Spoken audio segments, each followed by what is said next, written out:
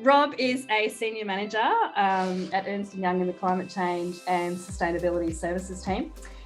More than 10 years experience and a background in economics, econometric modelling and sustainability. He's been advising clients on natural capital risk, policy direction and outcomes measurements over the course of his career.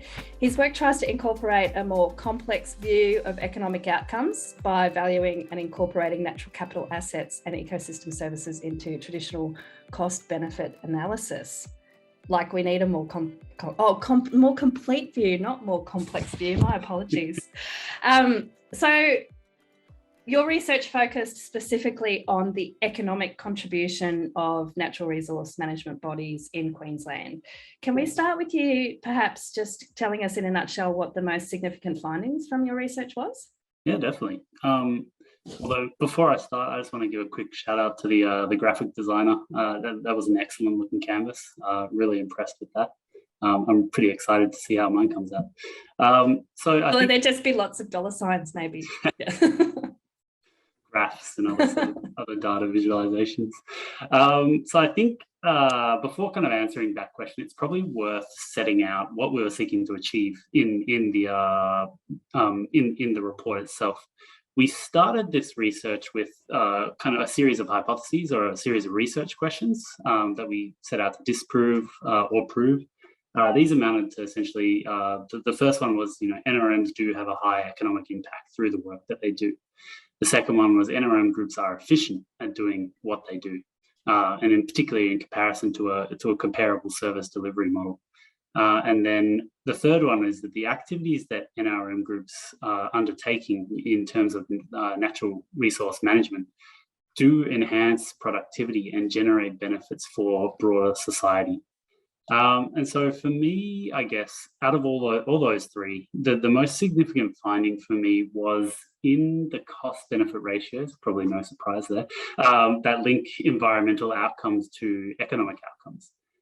So for a long time, there's been probably a bit of a contradiction in terms of the narrative. There's been economic growth can't happen without some sort of environmental trade-off in a lot of ways. And so some of the data and the studies that we collated, the big piece of the puzzle that we found is that it's possible to kind of demonstrate that you can decouple environmental degradation and economic benefit, and that they can exist together. We saw that that some of these activities, such as I'm struggling to think of an example at the moment, but these activities actually demonstrated, environmental outcomes were being achieved while also increasing economic productivity on agricultural land, for instance, or fisheries and other things. And as our knowledge of how natural capital and ecosystem services improve, we'll keep seeing those links even more strongly. So yeah, for me, that was the most significant finding of the research. So you just said you looked at benefit cost ratios, or kind of cost benefit ratios. For example, the benefit cost ratio of soil amelioration is 3. For the social scientists among us, like me, can you give us a little bit of an idiot's guide to what a benefit cost ratio is, and how you are able to assess this ratio for those common natural resource management activities? Yeah, definitely. So a cost benefit ratio is essentially it's a ratio that is used in cost benefit analysis to summarize the overall relationship between relative costs and relative benefits of a specific project. Your BCR, shorthand for benefit cost ratio, can be expressed in monetary terms, and generally it's a ratio of 1. That's something either above or below 1. So if the project is expected to deliver a net present value, positive net present value, the cost benefit ratio will be over 1. If it's less than 1, then the costs outweigh the benefits itself, and so under kind of economic guidelines, it's not an efficient use of money. Now, how we actually did that, the gold standard would be to do your own kind of study and collect the data and everything else. We didn't have 10 years to collect all that data, or however long it would take for specific projects.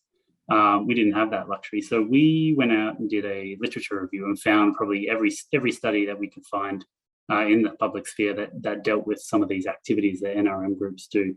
This, you can see some of them on the screen at the moment, around reducing soil acidity, salinity control, and things like that. And we compiled these ratios to give a kind of a broader evidence base to support some of the activities that NRM groups do to show that link between environmental benefit and economic benefit and economic outcomes. So that's awesome that we have these new figures, but how can we actually use this information to, secure funding, build new partnerships, to keep doing the things that we're already doing? Yeah, so I think that kind of comes into the overall story that you need to build about your services. This comes down to improving the evidence base that you've actually got, and that'll help with defining funding. That'll help with gaining funding and everything else. And so using these ratios to link them to the activities that you're doing, so you can gain support for what you're doing and get the funding you need for them, essentially. Sorry, I got distracted by the one of the chat box there for a second. So I would say it's a start, and I'd also use the studies to look at how they calculated those benefits and start looking at how you might want to do your own studies internally as well, to kind of support that evidence base even further, to make sure there's specific like-for-like comparisons. Because ultimately, data is going to be the key to unlocking a lot of kind of benefit here. That's the first time you've said data is key. When we did our run through, I'm pretty sure you said data is key about 10 times by now. I tried to tone it down a little bit. So you found that 91.4% of FTEs working for regional NRM bodies are directly contributing to project delivery. And we were curious as to why you offered this figure as a percentage of FTEs as opposed to a percentage of expenditure. Can you explain the rationale behind that? Definitely. So one practical reason and one analytical kind of reason. Starting with the analytical reason, I personally felt it was a more true representation of kind of the person power directed towards actual delivery of projects, rather than the spend specifically. So headcount being a true representation than the spend on employees. FTE distribution is, quite typically a useful indication of how funding is used as well. A greater proportion of delivery staff means funding is focused directly on generating activity and outcomes on the ground. So when you have that higher FTE count devoted to that, it's almost a litmus test to show that you are that you're delivering things efficiently. The practical reason was that we had to compare to our benchmarks as well, and our benchmarks came in FTE form. So to provide a like-for-like comparison, it was probably always going to be FTE as well. It's just lucky that it worked out to be what I think is a better representation as well. I just want to go back to the cost-benefit ratios for a minute, because we've had a question in the chat there again from Paul Donaghue. Some of those cost-benefit ratios have really large ranges, and Paul's just wondering whether you can explain why that's the case. I've just popped them back up on the screen again. Definitely. So there's actually those figures there don't show the number of studies that we actually collated. I think the number of studies we collated probably gets close to about 50 or so. And so the ranges show the upper and lower range for those activities. And this also comes back to why I said, you probably want to look at the studies and look at how they were done and see if you can create any that you've any of your own, and see if you can start getting that one-to-one data. Because depending on where you are in Queensland, different activities are going to have different cost-benefit ratios. Location is something that does get factored into it, and the productivity of the land, for instance, is something that's important to kind of consider. So that's one of the reasons that there is a range, I guess, is that the locations of the studies are slightly different, and then the key, there's probably other specific nuances in the studies as well that will change the way that cost-benefit ratios are determined.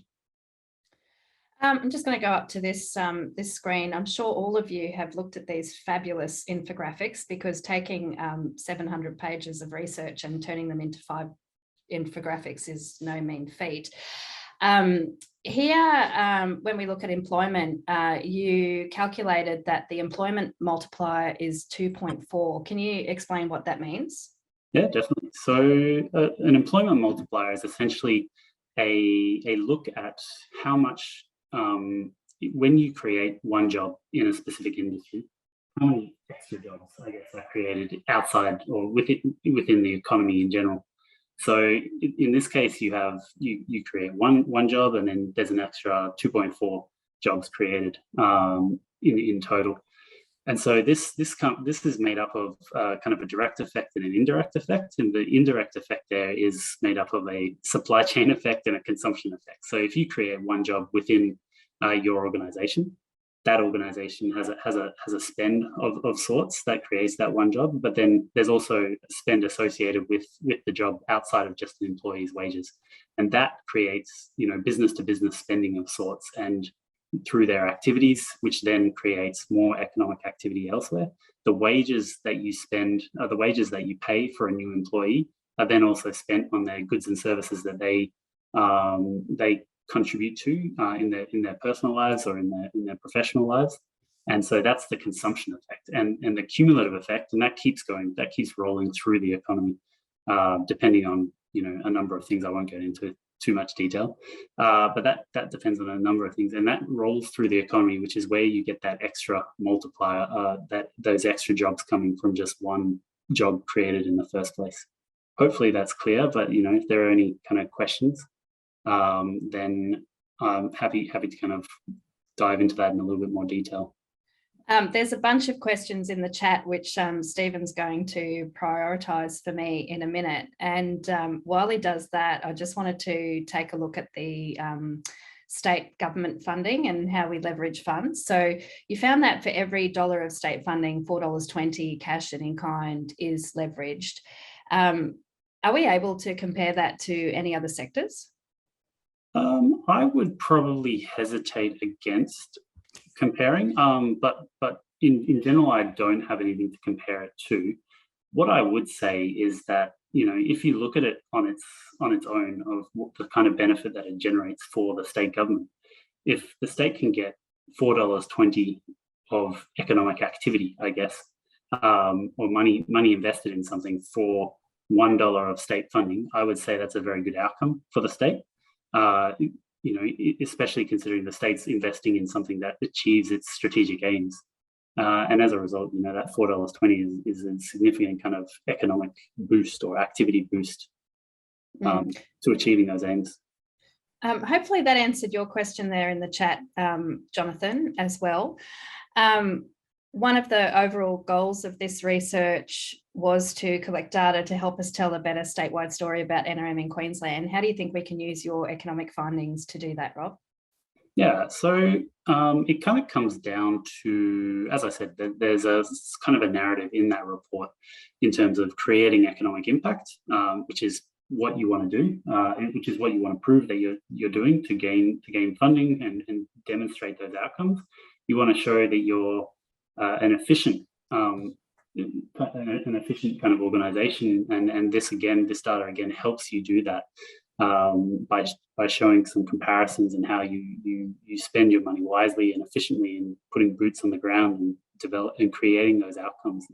And third, down to the specific activities that you're actually doing, you can also have an evidence base there that shows the benefits that you're creating through that evidence base. And so the collection of all of that evidence is what will essentially help you make the cases that you need to make, and have that evidence base sitting behind you, and data.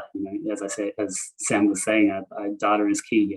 You need to be able to show those outcomes. You need to be able to show the benefits that you're doing, and prove those benefits, and that's going to help with anything that you're attempting to do.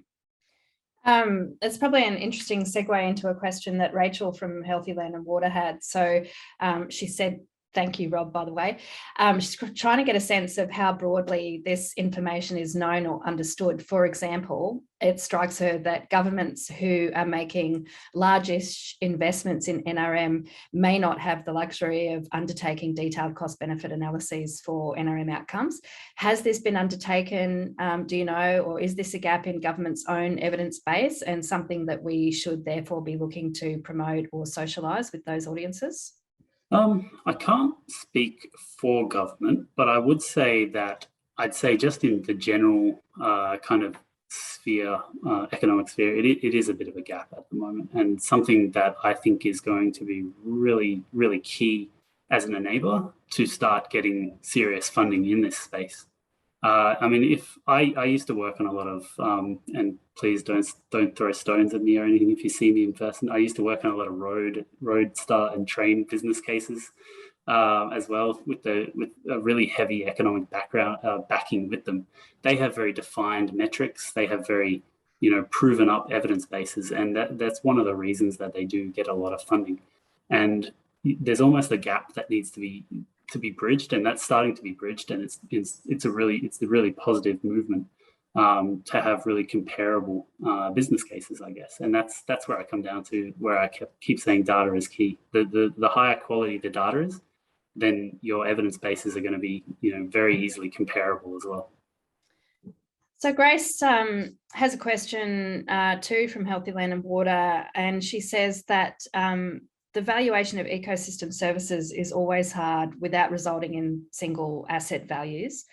But where do the social benefits feature, or social capital or trust, and social license to operate, which we know are immensely beneficial? Yeah, so that's a difficult question. They they sit in it's a very broad kind of space. I'll tackle one thing at a time, I guess. I think the social value needs to be treated a lot like the ecosystem services value as well, in the sense that you need to try and monetize it, and so put it into a comparable metric so that you can have that kind of equal cost benefit analysis actually undertaken. And social benefit is definitely one part of that. Obviously, social benefit is a difficult thing to quantify, but there are methods. There's I mean, even going back to ecosystem services, nature-based accounting is something that's really rising up at the moment, and that's going to once frameworks are settled on, that's going to end up having a really consistent way of calculating ecosystem stocks and flows and everything else that is generally accepted. Social, I think, will kind of come the same direction. There's something called impact-weighted accounts at the moment, which is a similar kind of concept that people are testing. I think Harvard's testing it at the moment, and definitely worth looking into. And that's got the same kind of aims, to put everything in a kind of comparable framework, so you can start having that sort of data be looked at in with confidence and in a framework that works for everyone. So Chris Norman has asked a question too, because we struggled with this a little bit ourselves when we were synthesising the reports in our own minds. Your work highlights a significant economic impact from our activities to the state. Can you describe what you mean by direct contribution and then the value added contribution? Yeah, so and I've just popped that up on the screen again for everyone. Brilliant. So probably easier to explain direct and indirect kind of combined, because they're the two that are linked. Direct is your initial kind of first round effect on the economy. You inject money into something. And then the indirect effect, as I was saying before, is made up of that supply chain and the consumption effect. So the supply chain effect is your kind of business to business spending from that initial, if you got $1 million for something, you'd spend some amount of that on wages, you'd spend some of that amount on outsourcing, as Phoebe was talking about. So this linking back to that, which goes to other areas of the economy. And then that then becomes indirect kind of contribution. So that indirect is then the money you've spent on businesses, then they go and spend on their own other businesses as well, and their own employees. That creates more of a consumption effect, and hopefully I'm not losing everyone here. And the consumption effect being what your employees spend on goods and services as well, which then also has an effect on business-to-business spending, etc. And there's a way to calculate that. I won't go into the details, but that's essentially what we've done. Value add is basically just it's an economic indicator of the value to an economy, essentially. So,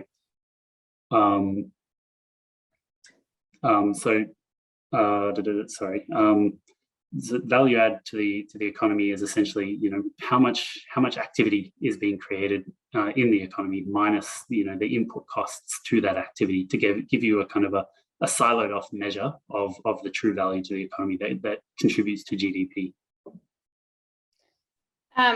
Thank you. Another question from Gary at Cape York NRM. He wants to know, and you may not have a sense of this, but are Queensland NRM groups viewed from an international perspective, or how are they viewed from an international perspective with regards to potential external investment or funding opportunities going forward?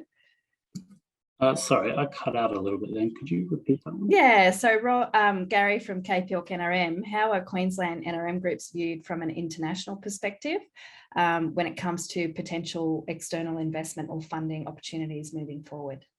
I'm not sure I have the answer to that one, unfortunately.